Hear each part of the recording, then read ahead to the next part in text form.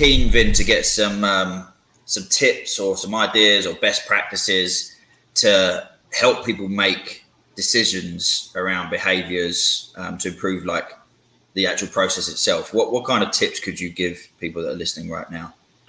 I really want to say, from a hiring perspective, this concept of internal farm clubs, internal promotions, internal development, creating a pipeline of talent towards fields like data science, machine learning, information security, some of the more research focused, your product management roles, your senior leadership, technical leadership, not just technical skills leadership, but leading technical teams.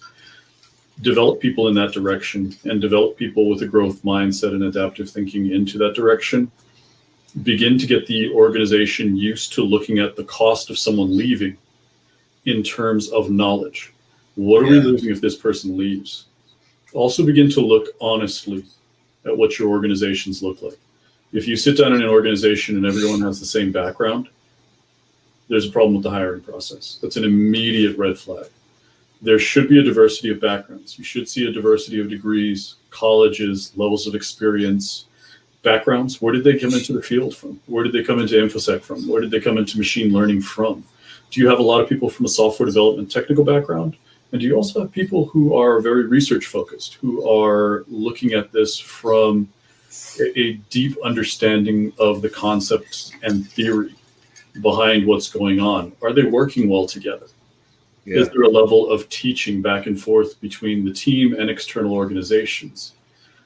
And when you don't see any of those, bringing people in who have that experience, who have come from cultures that you would like yours to look like, those are important tips almost immediately that a company can implement that will lead to a better team and a better environment. You can't hire your way into diversity, but you can encourage it.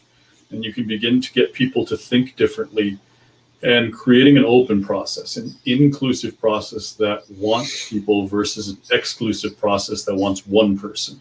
Mm-hmm. Those are huge. And I mean, those are just high points. I'm sure you could go into, I mean, what are your tips from the other side of the world? What do you think? So I think first and foremost, the challenge I have generally is, I'm going to keep coming back to, is communication. Sometimes it's very difficult for recruiters to really influence a process because there's such a negative connotation around why we're here. Now, if you find a good recruiter, just like, do your research, find the right person, make sure they're a specialist in the industry, make sure they know enough about the process, they can really make a positive impact. And again, they're a reflection of your business as well. So if you find a toxic recruiter, the chances are you're not going to find the right people for your team either.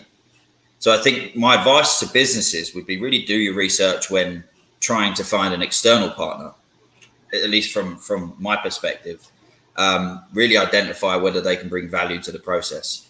And then if someone's been doing this for a while, listen to them. They've seen and had way more experience than you have in a multitude of different industries. I've worked with startups through to multinational organizations, and I don't think I've ever seen one process the same. But I can tell you that the successful ones do have some consistencies. And that is having the hiring manager very involved in the process, the people who are actually making the decisions. Those people really understand why they're looking to hire these individuals or to grow this team. I had a conversation yesterday actually with a really interesting stealth business who's told me they're looking for 15 people before 2021. And I'm like, okay, well, why? Because it's all well and good trying to hire 15 people, but you need to have a really good understanding as to why you need those people, how you're going to bring those people in, keep them engaged. Are you going to be able to continuously develop those people to keep them engaged? So I think just working with a recruiter who has experience will make a big impact to your process anyway. And at the end of the day, like, we're not here to make it difficult. We want the process to be smoother. We want you to be successful. And trust me, we want you to keep hiring, because the more you hire, the more we get paid. Like, that's a good thing. So if you do find an external partner that's not asking these kind of questions, who's not focused on the process and just focused on finding you someone to fill the gap, then then I don't think you're going to see much success. That would be my advice from an external recruitment partnership perspective. But just communicate. I think you've nailed a lot of really good points and said them with a different perspective that's important to bring to the conversation. Yes, everybody has to be engaged, internal and external. Everybody has to be interested in making things better. Yeah. And I guess the one thing that I always find very difficult, and look, sometimes process is process, but they can always be improved.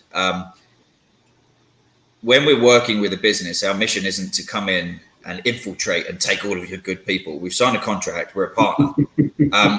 It's not good business for me to come in and take everyone from your team. So don't be afraid to introduce me to people in the team. It's important that I understand the culture. It's important that I know who's in the team. It's important how I understand that they move together, they communicate. A lot of the time we're just like, no, you can only ever speak to HR recruitment. And look, if that's how you want to do it, that's fine. But I've always seen the most success in growth when I'm able to talk to the team, get to know them, see it from the inside out, and the internal business wants to actually tell me what they're doing and get me heavily involved and see me as a reflection of their company. So yeah, just tell us more, give us more access, and you'll see better results. My one piece of advice also would, or several pieces of advice would be, don't bring in 5 recruitment companies to try and fill one role, because that creates toxicity amongst us recruiters, because then it becomes about speed and not quality. It's who can make the introduction as fast as possible. And on my side, I get this all the time. I'll get 5 different emails for the same position. Yeah. Really? Yep. We've had that. We've had candidates at the final stage of the process who are still being approached by other agencies. And it's just like that person at that 5th stage might then look at the business and, although it was all going so well, they sound desperate. So there's a lot to think about. And yes, it starts internally within the business, but you do also need to think externally in terms of how you're being perceived, whether that be through an agent, whether that be through you running your own processes. There's a lot that needs to be done to improve a hiring process, but it doesn't take a lot of effort.